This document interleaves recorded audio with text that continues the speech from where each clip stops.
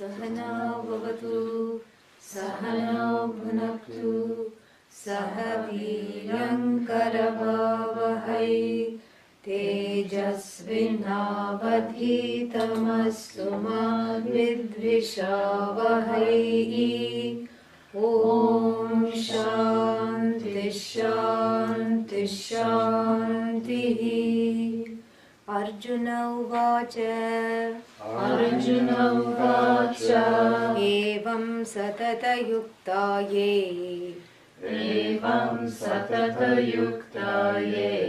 भक्तास्त्वां पर्युपासते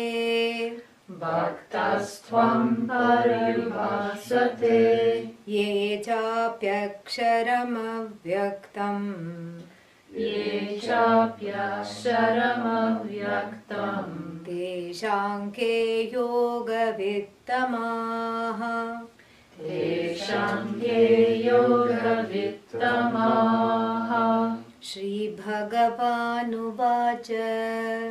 श्रीभगवानुवाच मय्यावेश्य मनो ये माम्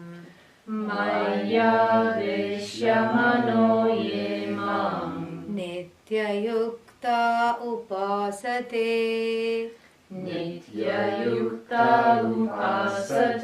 श्रद्धया परयोपेताः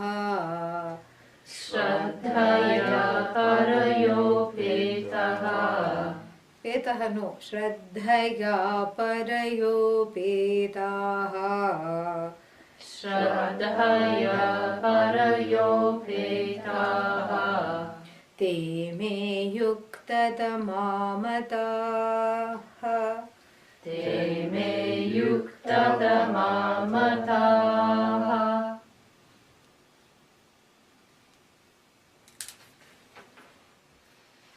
Arjuna's question is a recycled question. What is the connection between the moksha express in the form of the lifestyle versus gaining the end in view, the end being oneself? There is nowhere to run, nothing to do, nowhere to go. And so therefore what? So therefore the whole life has to be, the whole life, in fact it takes sometimes 3-4 lifetimes, 5-6 lifetimes just to be prepared for this knowledge. So big is this knowledge. It's big not in terms of volume, that it has a lot to say. It's like studying Einstein's theory of relativity. It's not that kind of big. It's big in the sense of its profundity and its ability to alter your life completely, alter one's life completely. Take the life and turn it upside down in a nice way for a change. We know how the life is altered in a bad way. Every day we are afraid of that, and everybody is going around fearful of that. But here we know how it is altered in a wonderful way. And it is altered in a wonderful way because all the struggles, all the fears, and all the anxiety was based on the wrong premise. The premise that I am finite is a wrong premise. The premise that I have to fight over all the other finite objects and finite resources and I am in competition with everything, that's another fundamentally wrong premise. Mentally wrong, if not fundamentally wrong. And the premise that I am small, that I am a limited individual separate from everything else, another fundamentally wrong premise. And all these wrong premises make up what is called this life, of who? The jiva. So really speaking, the premises, are dismantled. And so through the self-knowledge, so really there is nowhere to go, nothing to seek, and all is really well.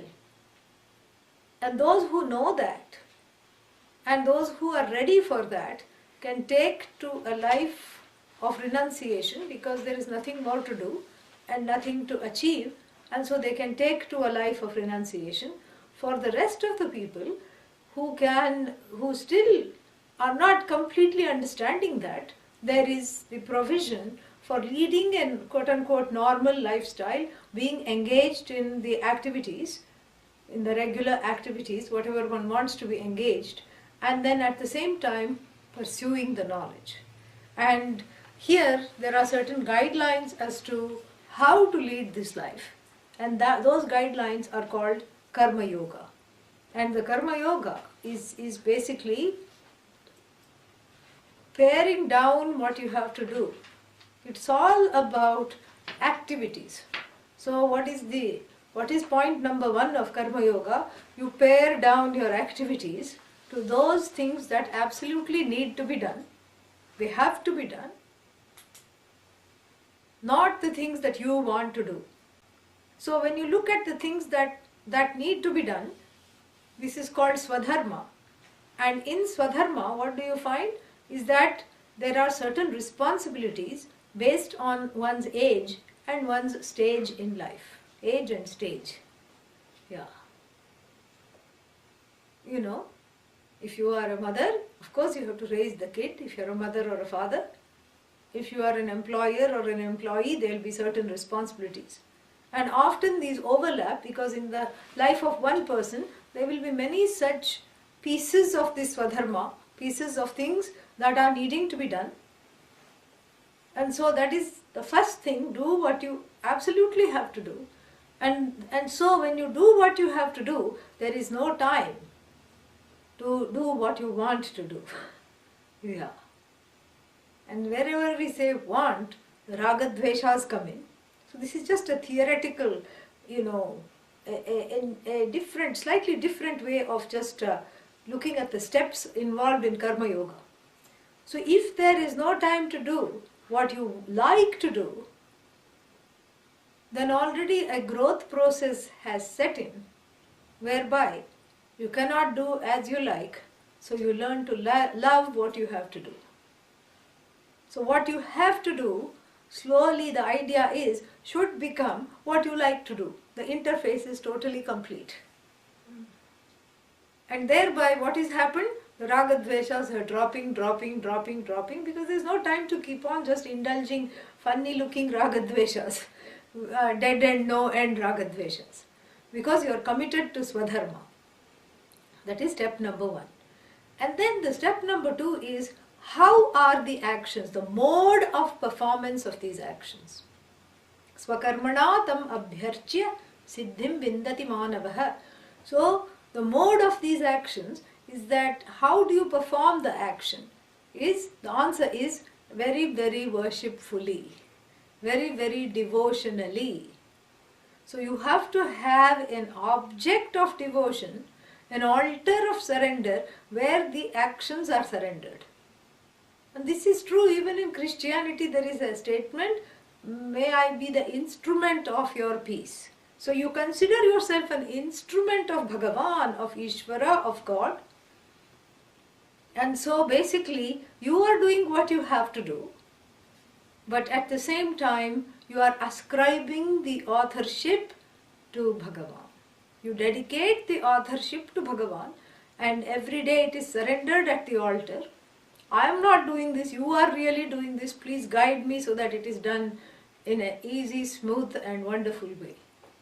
Because wherever the I as the actor comes in, then the raga dveshas come in, fears come in, stress comes in, guilt comes in. So I as the agent of action, the agent is displaced, conscious displacement of the agent of action at a higher altar of surrender. In any form that you like, that is what is called Ishta Devata. So this conscious displacement of the agent of action from the self to the total, from the individual to the total, is a very, very smart move. Because in this displacement, what happens is that the ego gets displaced as the agent. The ahankara, there is no place for it to say, I did a great job, and I'm still not getting my money's worth. I did wonderfully, still people are being mean to me. All this is not there. So the mode of action is after forging, and this mode of action of dedicating the action to a higher altar of surrender is not possible unless one has a relationship with that altar. That is what we have to understand. So, the relationship, to forge a relationship with Bhagavan, it has to be a real relationship. In fact, it's the only real relationship. What other relationships are there? One is primarily a devotee, and the devotee goes about becoming son or daughter, mother or father, sister or brother. One is the primary identity of every person, is the core person, is the devotee, the one who is connected. Devotee means the one who is connected to the Lord, to Ishvara, to Bhagavan, to the whole. So the individual is connected to the total. And so that is the primary relationship, is that connection. And here that connection is actualized in the most beautiful way, by creating purposefully an altar of surrender where I constantly lose the ownership of my actions. That is number 2. Number 3, the results of the action are seen as prasada, as an offering from Bhagavan, where I am not the producer of the results of action. So I am neither the producer of the action, nor am I producer of the results thereof. Both of them are relegated to an entity, the conscious entity, who is ultimately seen or discovered as the truth of oneself. So that is the second thing. So you don't ascribe the authorship, and also you don't ascribe to yourself the status of being the recipient of your action or manufacturing the results. So the kartritvam has been suspended by the first point. What is the first point in this? Relegating the action to Bhagavan, and the bhoktritvam, the status of being a recipient, a victim, is negated or is at best suspended by relegating Bhagavan as the giver of the fruits of action. And then one more thing about the action itself. So the action has to be in compliance with that which is right, and it has to be appropriate, in the appropriate, according to place and manner. So it has to conform to what is called Samanya Dharma and Vishesha Dharma. Samanya Dharma, that which is absolutely correct. Vishesha Dharma, that, the interpretation of the absolute in relative situations according to time and place. So therefore what happens is that so the fruits are received with equanimity, the action is done with equanimity, and dharma is not transgressed. So I don't do anything called nishiddha karma, forbidden actions. I don't do kamya karma. What is kamya karma? Actions to bring about something that I really want, and instead I start loving what I have to do. And even though this might look like a recipe for the most boring life on the planet, it is not. It makes one free. Try it, you'll like it. It makes one free. Internally one is free. One is free enough to love everything, and one is free enough to just be. Because if I want to always do as I like, I may not get the opportunity. I will be thwarted at every level, because how many people really get to do as they like? Most people want to just stay home and just have a lot of $1 billion in the bank and just live off the interest for 7 generations. Most people, that is their dream life. How many people get to do that? There are these magazines that list the billionaires. They can be counted. Not that many. Nowadays millionaire is nothing, it's just air. Million is nothing. So now everyone is talking, because of inflation, in billions. So therefore, this is what is karma yoga. And so what is Arjuna wanting to know is that how how do the karma yogis worship, and how do the jnani, the sannyasi, who is equated here to the jnani, how do they worship? So the karma yogi will have a worship of an Ishvara according to a particular form. And even if we say we are allergic to forms, I mean without form you cannot relate, because here we are talking of building a relationship. So I'm having a relationship with what? With something that is invisible, with something that cannot be talked about, with something that doesn't have form. How are you going to do that? How can you do that? How can you even conceptualize having a relationship with something that is invisible? It's not possible. So therefore we have one form, since everything is, since the Bhagavan, since Ishvara is manifest as this very Jagat, as this very universe, you choose a form that is pleasing to you. This is very important, because otherwise if you choose a displeasing form, how can you build a relationship? How will you do arati? You don't even like it, so you will go like this, with the left hand. Because you don't like it, it doesn't evoke any bhakti, any devotion, any reverence, shraddha in me. So therefore you have to choose a form that is delightful to you. And here is where your raga dveshas are allowed freely to exercise, because this is one place where it is useful. Here you say, I cannot handle the form of goddess Kali with all the teeth coming out and wearing a necklace of mala and the tongue is out. Frightening form. Ghora Rupa. I'd rather worship Mata, the mother of the universe, in the form of Durga. Very peaceful, smiling face, beautiful looking. This is an individual, there is an individual preference. And here you are allowed to run with the preferences, because if you don't have a preference, this original relationship you cannot forge properly. So that's why there are so many forms, and in that one form we evoke the whole, because that one can stand for the whole, because the whole is in that one only. And I'm not talking golf, I say whole in one, I don't know. That is H-O-L-E, I'm talking W-H-O-L-E. The whole is in that one, because it is impartite, it is in everything. And that's what we do. Like, sometimes they do these fire rituals outdoors. And then, there is no, they take a little lump of turmeric and then shape it like a little cone. With a little water they mix and shape. And then they'll pluck some grass from the side of the lawn and then stick that on top, and they say, and the priests make a sankalpa. Asmin bimbe mahaganapatim avahayami. In this little miserable cone of the of the turmeric, I invoke the Lord in the form of the one who removes obstacles. Mahaganapatim, the great big Lord who removes obstacles, so that whatever I'm about to do will be free of obstacles. It's an instant thing. Why?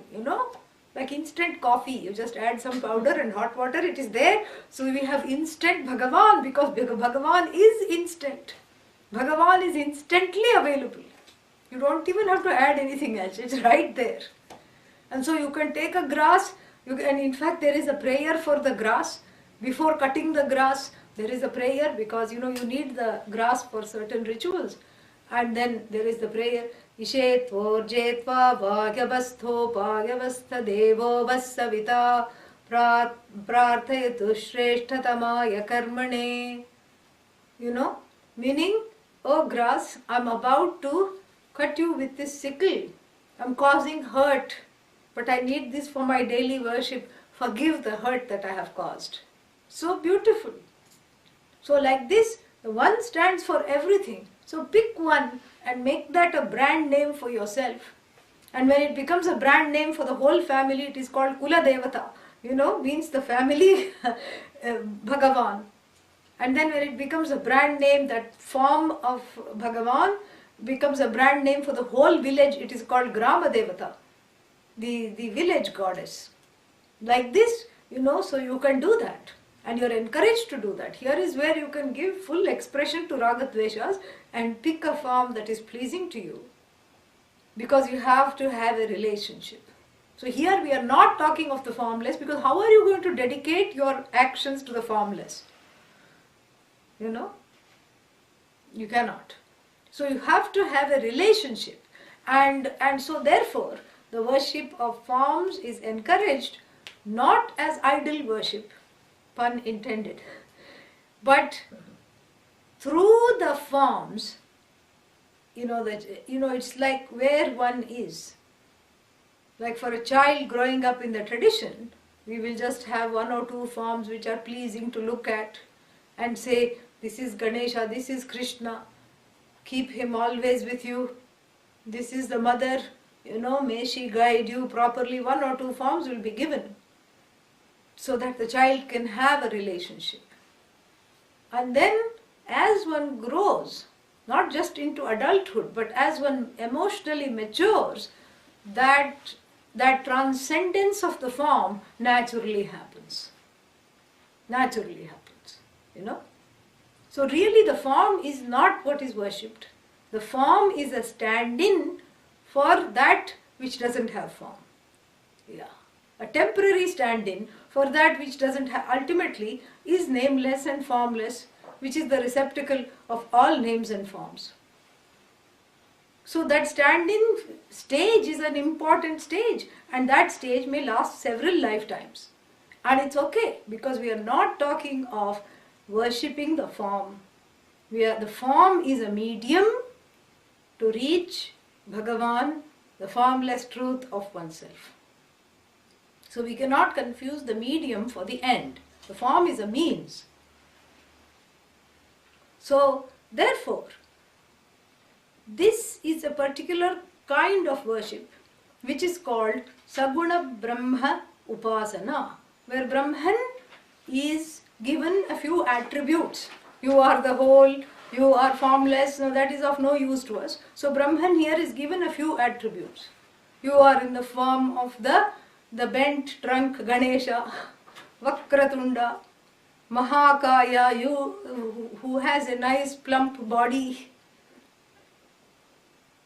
Koti Surya Samaprabha, the one who has the effulgence of a million suns. Nirvignam Kurume Deva, O effulgent one, make my path free of obstacles.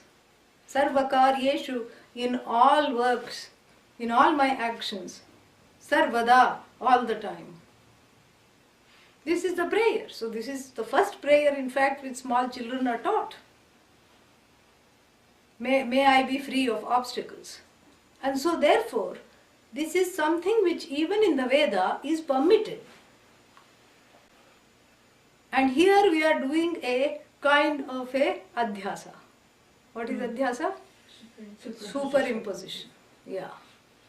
It's a strategic superimposition which is allowed in the tradition. Nikrishta vastuni, utkrishta vastu adhyasya prarthayet. That is a statement. Like utkrishta means nikrishta means on a lower thing, on a lower object. Utkrishta vastu, the highest thing is placed, is superimposed for the sake of worship. And this is done all the time. Like for example, Saligrame Vishnum Dhyayet. Saligrama is a special stone. You see, a long time ago, they say that India was part of the African continent. And it broke off and started to make its way, just traveling a few kilometers every year until it came and crashed into Siberia. And that impact made the Himalayas. And therefore, even now when you go to the Himalayas, surprisingly there are shells and sand. Very fantastic. It's so fascinating. And then there will be fossils of these shells because the fossilized shells are there, and some are there in the form of chakra, because there are these shells which go rotate like this. You see this on the Oregon beach also. Some of them are there in the form of shankha, the long elongated shell, like the conch shell.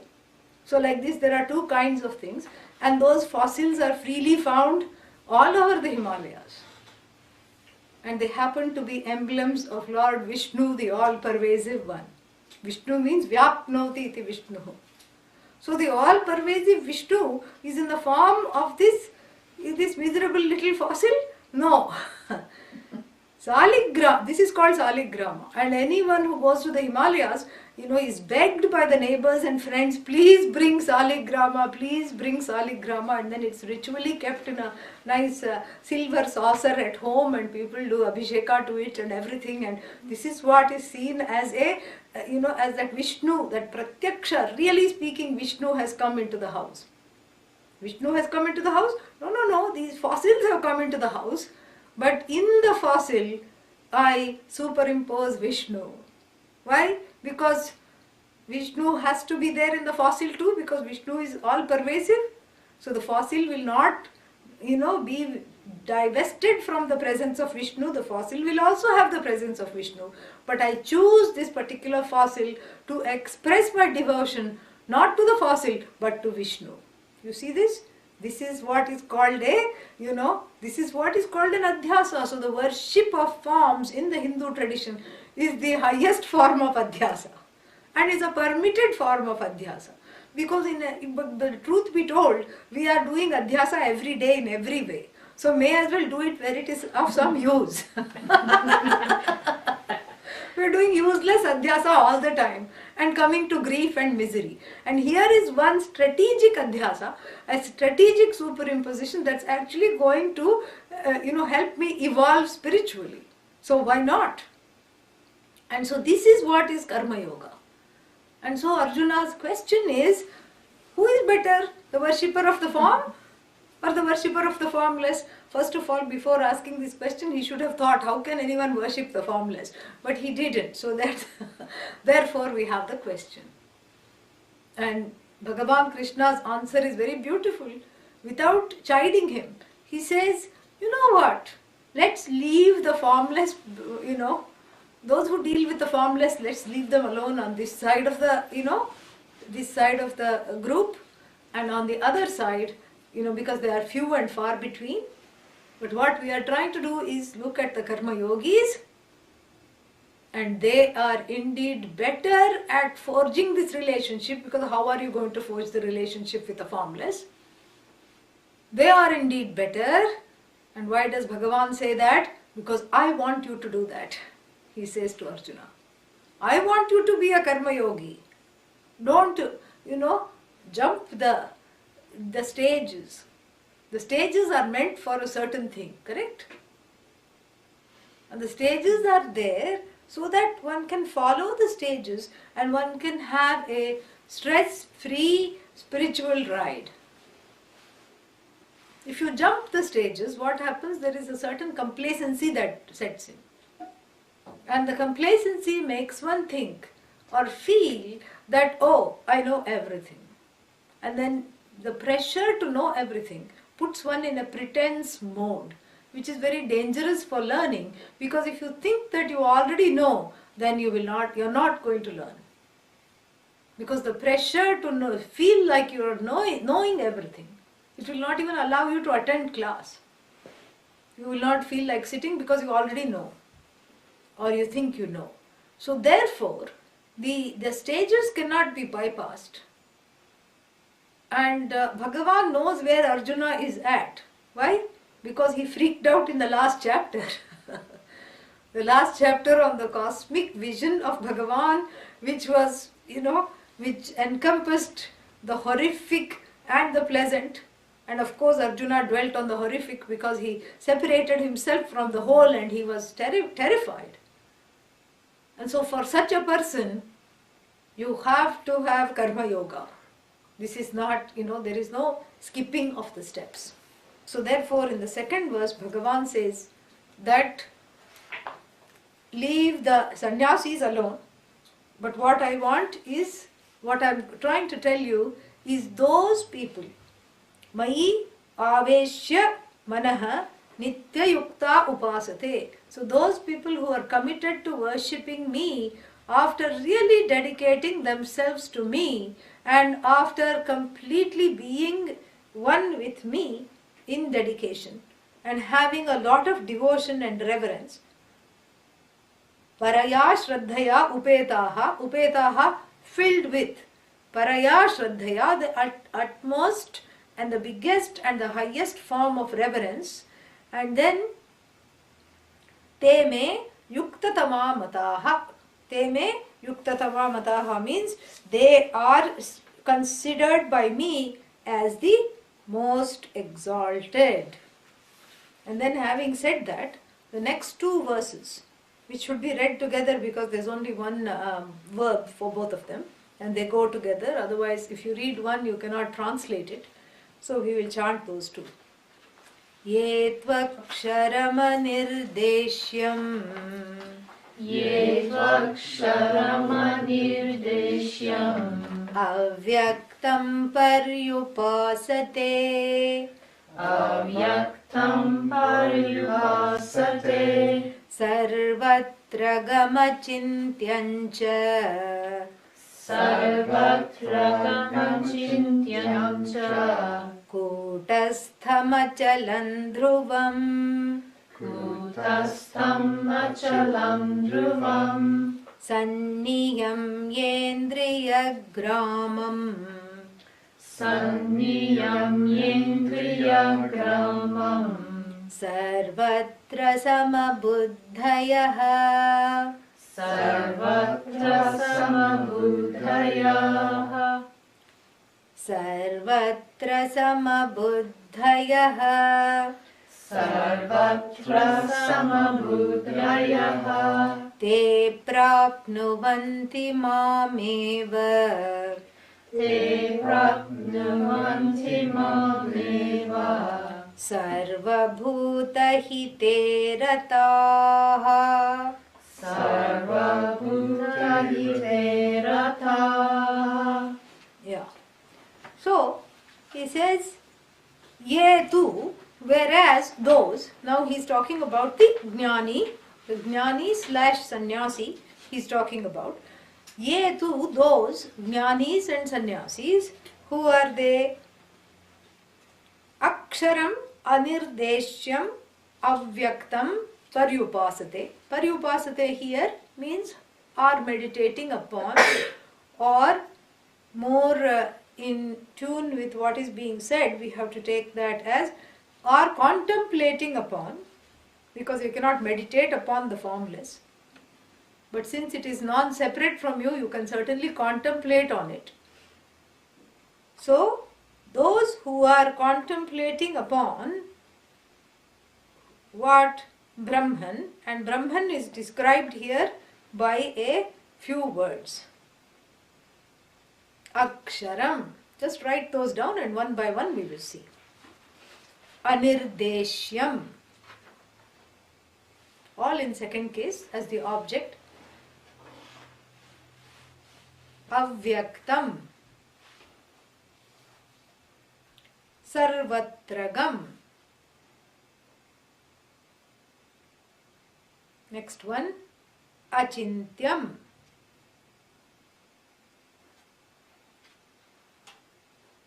Kutastham.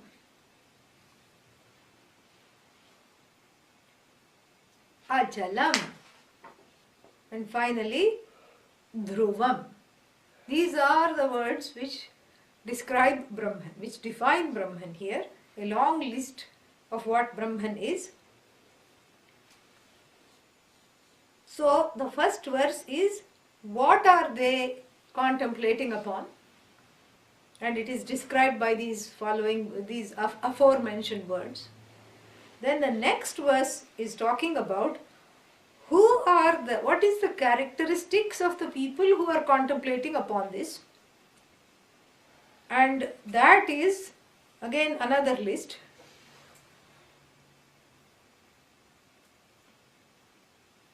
Sanniyamya Indriya Gramam. Number 1.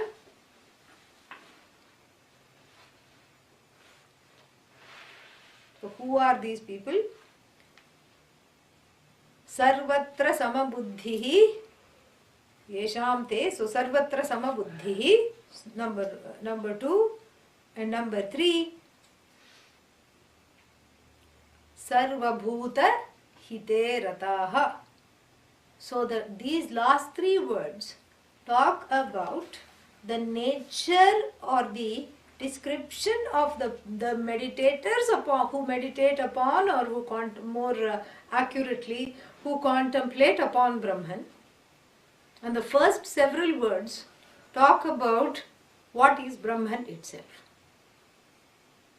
So we'll look at those words very clearly. But then, what does it say? Te prapnuvanti. So these people who meditate upon Brahman, which is anirdeshyam, achintyam, avyaktam, kutastham, achalam, dhruvam. Who are the meditators? Sarvatra samabuddhayah, sanniyamya indriya gramam, and sarvabhuta hite rataha. So when these people contemplate, what do they gain? Te prapnuvanti mameva. They gain me alone.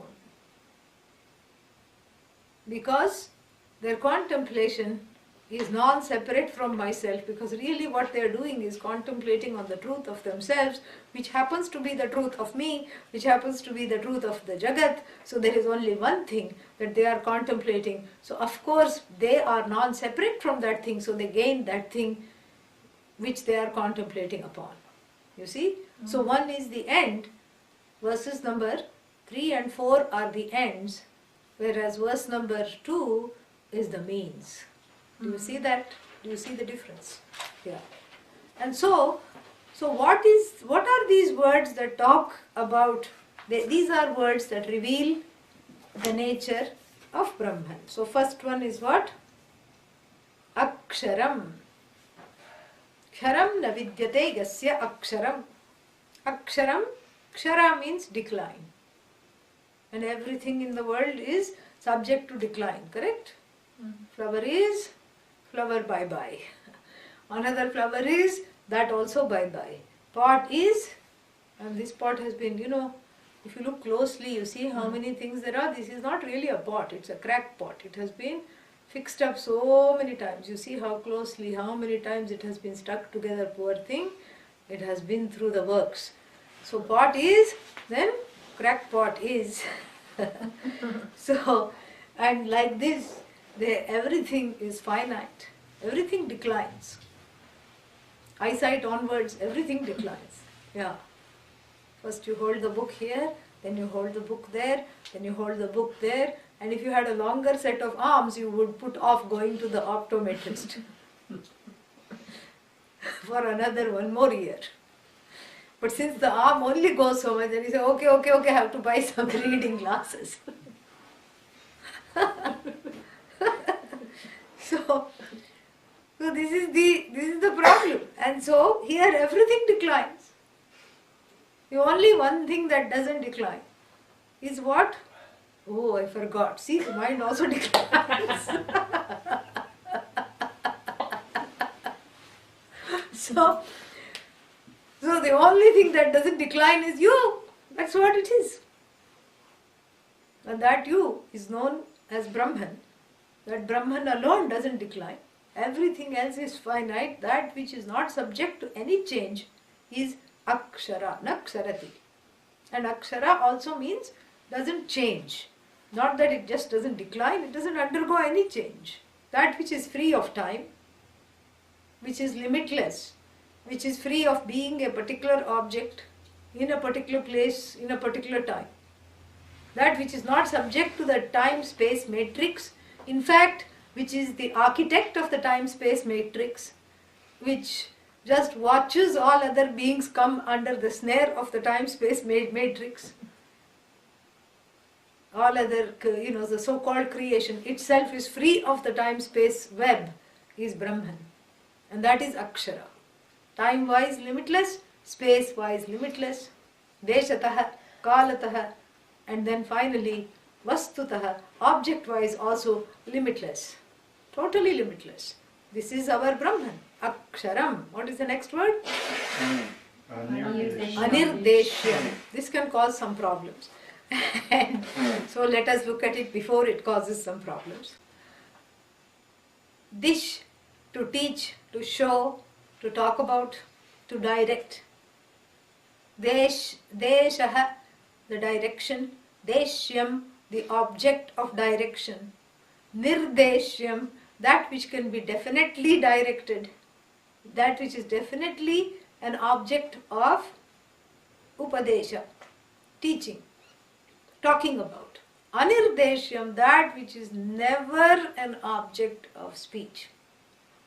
That which cannot be communicated at all. In the form of what? In any form. In the form of words, in the form of actions, it cannot be communicated. Then what are we doing here? Shall we cancel the 1 month course? Because what are we doing here? If it cannot be communicated, why continue to sit? When we can be doing so many things in the time that we are spending to break our heads over this thing, this Brahman. So cannot be talked about means what? Anirdeshyam means I cannot point to it, like even I point to, to the flower. So I cannot point to it like I point to an object. That which can never be objectified, anirdeshyam. So Brahman is not an object. Why? Why is it not an object? It is the very subject. It's the content of the subject. So the subject is the only thing that is not subject to objectification. That which is not subject to objectification is therefore the subject. So the subject alone is, and all objects which are, which the subject handles with the 5 pramanas, the 5 means of knowledge that we talked about yesterday. Sight, smell, all these things, inference, etc., the whole thing, the whole list. The subject objectifies all the objects except itself. Oh, that's too bad. Why can't the subject objectify the subject? Then how is the subject going to know itself if it cannot objectify it?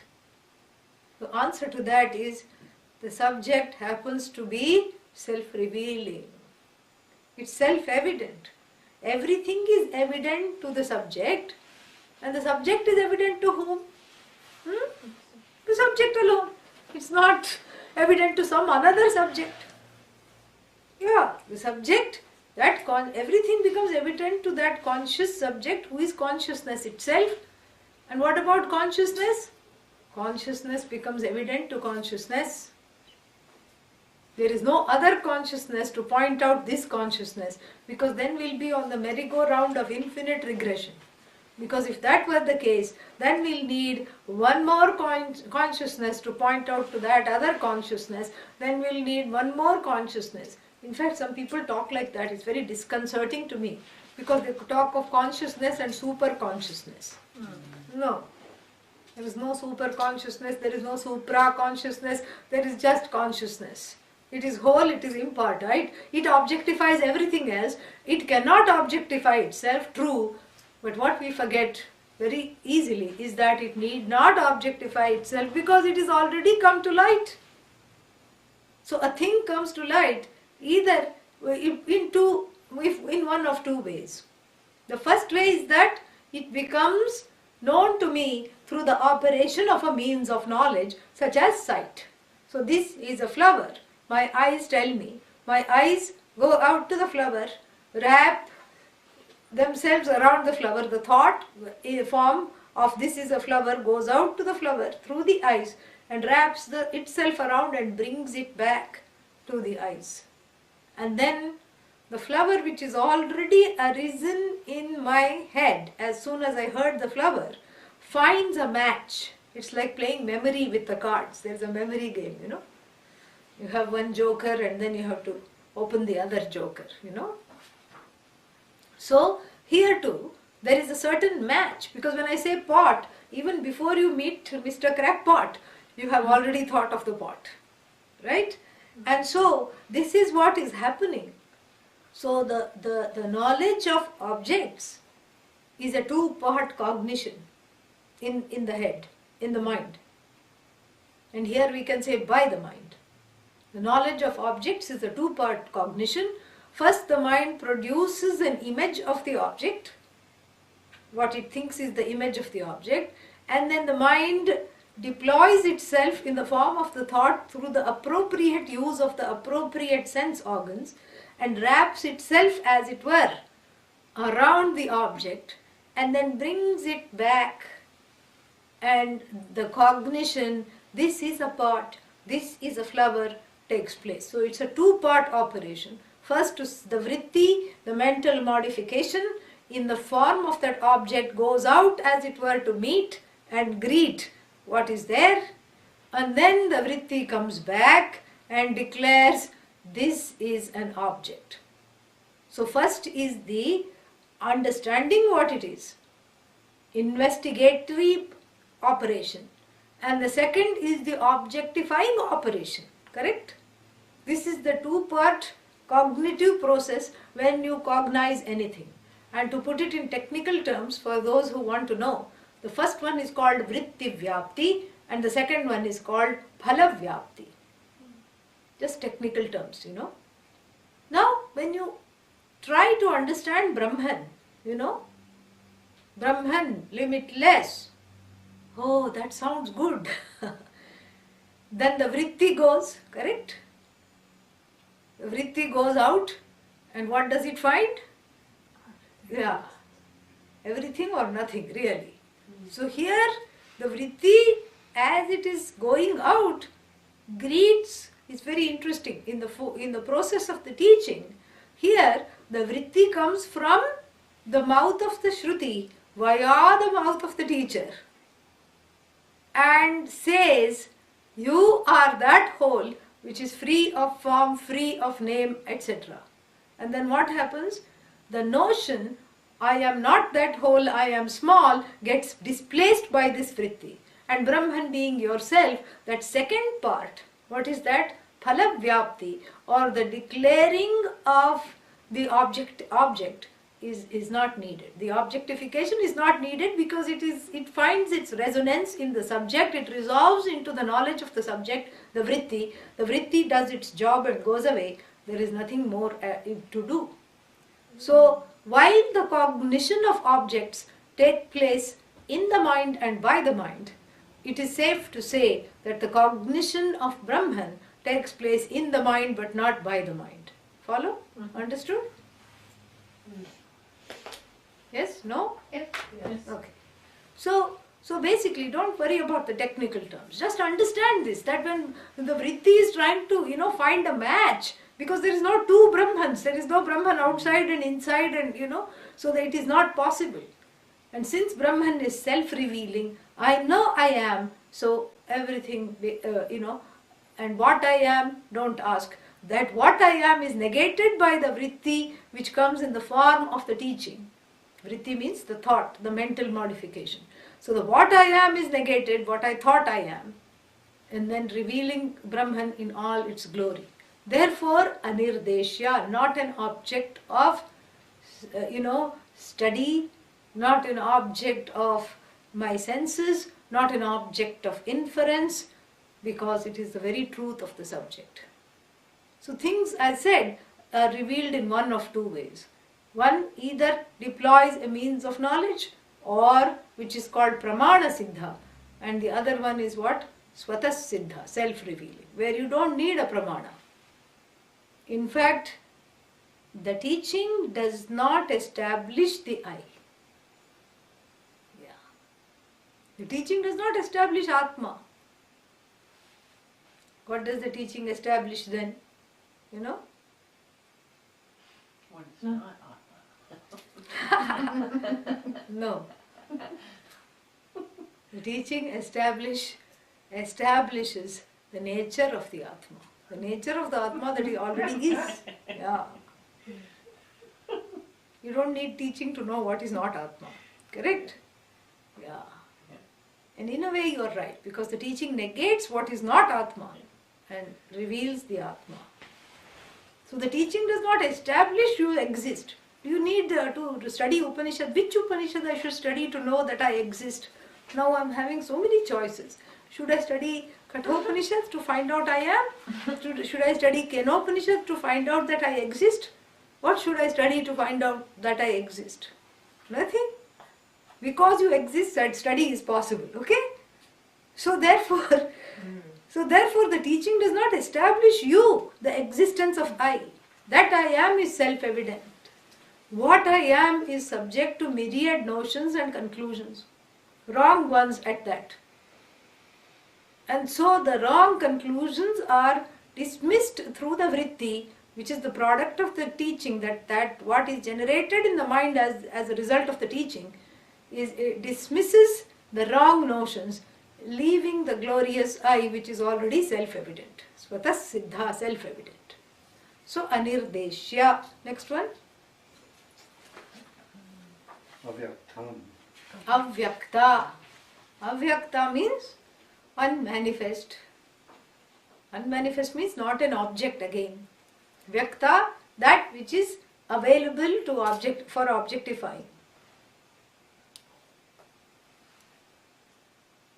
Avyakta, that which is not available for objectification, unmanifest. Because the truth is, that which is manifest is not away from Brahman. Manifest is Brahman.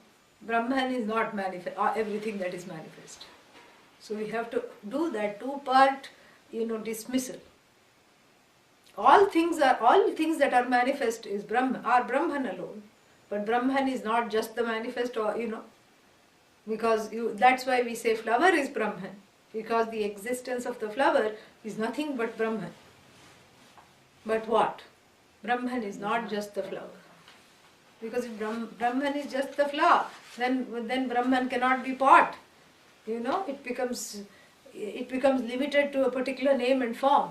So Brahman is that which is a limitless receptacle, as it were, of all names and forms without being a single name or form. Anirdeshyam, avyaktam. Next one. Sarvatragam. Sarvatragam. So the next question is, where is Brahman? Kidhar hai? Kaha hai? Where is it? What are you going to say? Everywhere. Sarvatra. Yatra, you can ask a question in Sanskrit. Brahma yatra, where is Brahman? Atra va, here, or tatra. Kutra, Brahma kutra, where is it?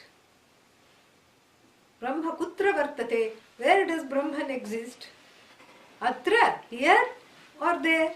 Tatra. Then the answer is sarvatra, everywhere. Everywhere.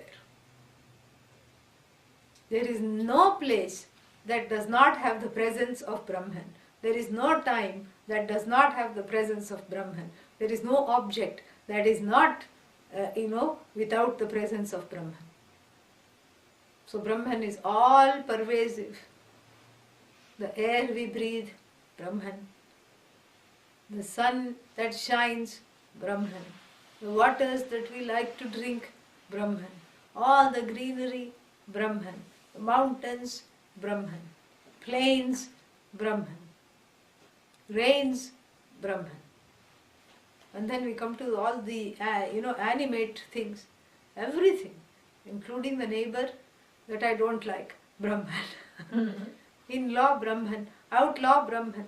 In-laws who behave like outlaws, Brahman. Everything is Brahman. So sarvatragam, not confined to a particular manifestation, Brahma. And then next one, achintyam. Achintyam means cannot be seen as an object, cannot be thought of in a particular form. All forms are the truth of which, but it is not confined to any particular form. Sarvatram, achintyam, and next one? Kutastham. Kutastham. Kutastham. Can you say that? Kutastham. Kutastham. Two meanings for this word. Kuta means crooked. One meaning. Yeah. Kute tishtati. Crooked means that which is sly, which goes all over the place before making the point, which is quite sly. Kutilayam gatihi yasyaha sa kuta iti uchyate. And the one who has this kind of a serpentine gait, because, or a crab-like gait. If you have approached a crab on the beach, it goes this side, it goes that side, and then it will come. Then it will come straight. In fact, it goes all over. So like that kind of a gait, the one who has. Who is that? Maya. Takes you for a trip, this lady. Takes you for a nice ride. That's why I call her Shady Lady. Yes. Throws a smoke screen where everything that is one becomes many, as it were, and keeps me from recognizing the truth of myself. And therefore what? Therefore this Maya is a very crooked lady. And the one that manages to stay with Maya without being affected by her. Kute tishtati, the one who stays. Stha means the one who stays. Sthaha, like grihe tishtati, the one who stays at home, grihasthaha, is the second stage of life. So kute tishtati, the one who stays in Kuta, in this crookedness which takes the whole universe for a ride, the one who is unmoved by that, who manages to not come under the spell of Maya. Kutasthaha, first meaning. Second meaning, Kutavat tishtati. Kuta also has another meaning. Kuta means anvil. How many people know what anvil is? You know, okay, good. Anvil is that thing, that iron, it's made of iron, and over that you have to pound different metals into shape. You know, the metallurgists use this.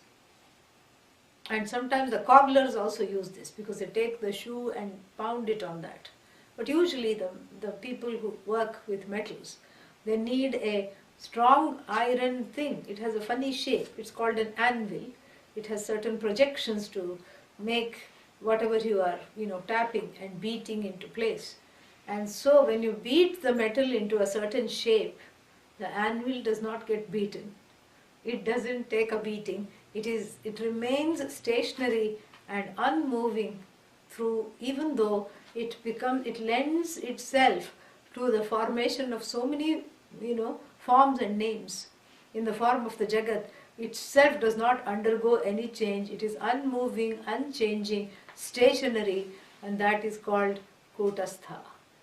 Kutavat tishtati, that which remains just like an anvil, over whose presence all changes takes place, which oversees the changes without undergoing any change. Kutastha. More we will see Sunday. Correct? No, Saturday is Monday at 4 p.m. Saturday at 4. Okay. And Sunday also at 4. Yes. Okay. Saturday and Sunday at 4 o'clock. Om Purnamadah Purnamidam Purnat Purnamudachyate Purnasya Purnamadaya Purnamevavashishyate. Om Shanti Shanti Shanti. Harihi Om Shri Gurubhyo Namaha. Harihi Om. The teaching prepares us for the self-revelation. No, the self is already self-revealing. The teaching helps us to know that the self-revealing self is whole. Yeah.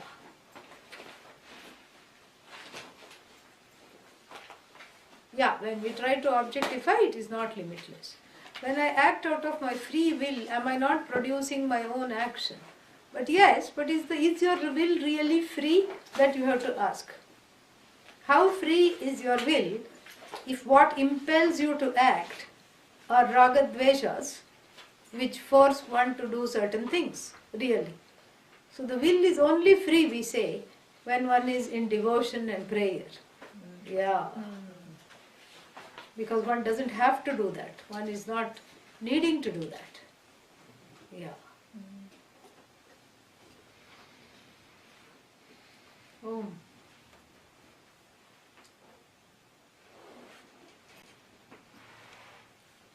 Oh, big question. Let's see. Where did it go? Sarvatragam, when it is said everywhere, I don't know, I can't fathom with this mind that what everywhere is.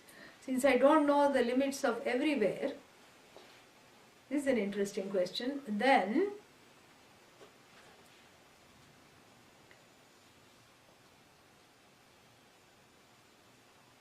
since I don't know the limit, then how can I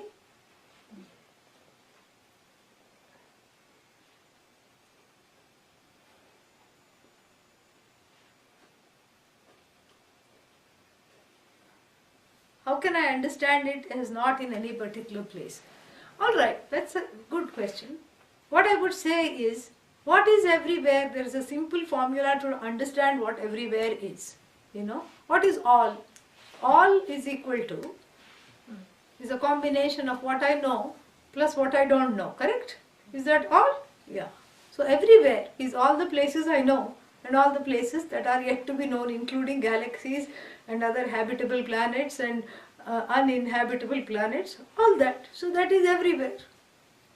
That's a very simple formula.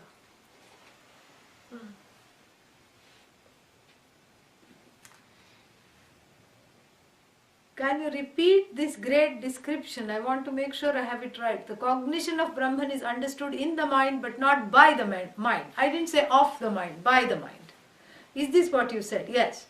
Cognition of Brahman happens in the mind. It cannot happen in the nose or the toes because all knowledge happens only in one place, which is the mind. Correct? Yeah. And then but the mind is not an agent in the production of which knowledge is the knowledge of Brahman. Because it is self-evident, you don't need the mind to have agency. In fact, if it tries to be an agent of the knowledge of Brahman, it fails miserably. So therefore what? So therefore the knowledge of Brahman happens in the mind but not by the mind. While discussing Anirdeshyam, we talked about Brahman being cognized in the mind but not by the mind. Since the mind is limited and Brahman is limitless, is this cognition of Sagunam Brahma and not Nirgunam Brahma? No. The mind may be limited, but the understanding that is happening in the mind is limitless because it is non-separate from you. It's the knowing you that is just using the mind as a medium. Okay? Yeah. So there is no difference between Nirgunam and Sagunam really. Yeah. Oh, there is another one. Hold on. Wait, this calls for some drastic measures. Like increase this here. Much better. I understand doing what you said versus what one must. However, in today's society, dharma needs to be redefined, is overtaken by dharma, has become dogma. Okay. And there is a rebellious attitude in the youth like myself and confusion about dharma. How do I actively define dharma other than samanya? You know what? Listen to the talk that is on the website. If you go to the website, there is a talk on Hinduism that is a YouTube link. You please go and listen to that. That I hope will have, will have the thing on it. Do yantras have power or do we superimpose power on it? They certainly don't have power unless you pray to them and activate the power. So yes, your own karma is put on the yantras, it is potentized so that then it can be a source of blessing. Absolutely correct, yeah. And then there was something else which I may have missed. Yeah, keep asking. I will go and look earlier. There's something I missed, a big discussion. Where was that? Oh, maybe not. This is looking good. Very nice. Lord Krishna says Brahman is avyakta. Is it avyakta plus vyakta? No, see, that which is vyakta also is, really speaking, it resolves into avyakta. The truth of the vyakta is also in avyakta. So that which is vyakta is not without the presence of Brahman, but Brahman itself does not have a particular form. So therefore it is called avyakta. If Maya is God's creation, how can it be shady? Because for Bhagavan it is not shady. Because Bhagavan doesn't come under its spell. Yeah. The Jiva comes under the spell, so therefore it is shady, because it's a shady thing, because how can otherwise the Maya make that which is one into many and take all the Jivas on a spin. So therefore we say it is shady. Yeah. Maya is, Maya is Bhagavan's power, and for Bhagavan she manifests as all knowledge. For the Jiva she manifests as what? Ignorance. Yeah.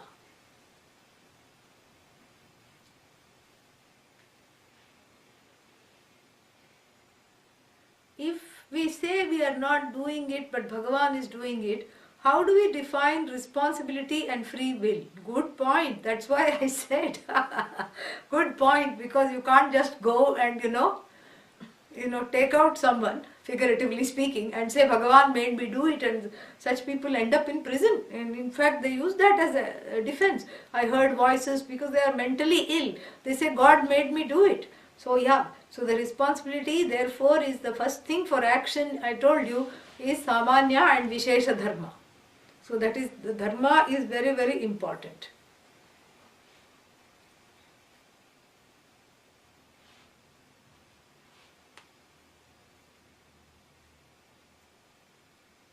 So there is no free will. You do what you have to do. That part people seem to have forgotten. I began the lecture by saying, don't think what you want to do. Do what you have to do. So where is the free will? Oh, that has been conveniently forgotten, huh? Is renunciation the only way for moksha? Jyotsana is another Arjuna. No.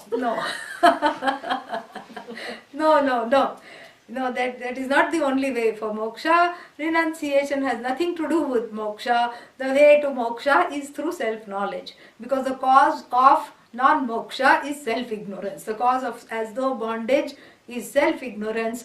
So, what's its name? Moksha is gained by self-knowledge. Now there are two lifestyle choices how to pursue this self-knowledge. Either you can burn all your bridges and boats, become a sannyasi and pursue it full-time, or you can continue to have a regular life and pursue it part-time. That's the only difference. This is another question. How come Bhagavan is masculine and Maya is feminine? So, because Maya is seen as the creative Shakti, and that which creates is always feminine, correct? Yeah, that's why.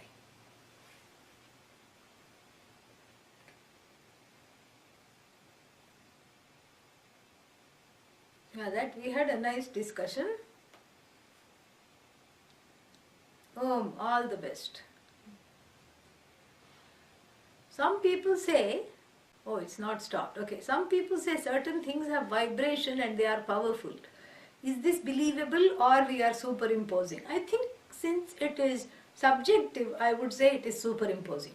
Because only some people say that and some other people don't sense those so-called vibrations. Yeah. With more and more Indians headed into the materialistic capitalist way, how do we bring Bharat back to Dharma? Well, that is the job. That is the job of people like yourself. That is very good. You study very well and do whatever you can in your own sphere of influence to show the people how to what is really important, what really matters.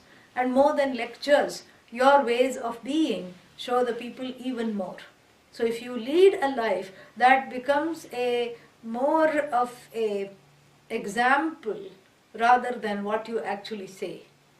So lead your life with inspiration, be a source of inspiration to all. That is my prayer.